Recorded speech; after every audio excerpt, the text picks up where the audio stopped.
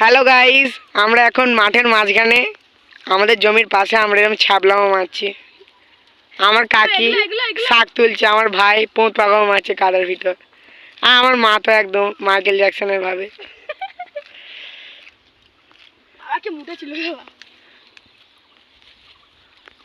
খুবই সুন্দর একটা দৃশ্য, প্রাকৃতিক দৃশ্য।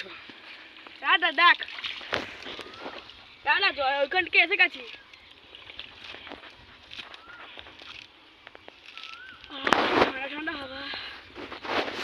দেখতেই পাচ্ছ তোমরা, সব দিকে এখন জঙ্গল জলময় হয়ে আছে।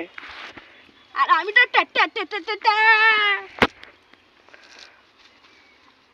দেখুন গাইস, আমার মা খুব ভালো করে শাক তুলছে আর আমি এটা দেখছি। আমার জেমা ভালো করে শাক তুলছে, আর মাও খুব ভালো করে শাক তুলছে প্লাস্টিক ভরে। গাইস আজকে তো ধামাকা হয়ে গেল।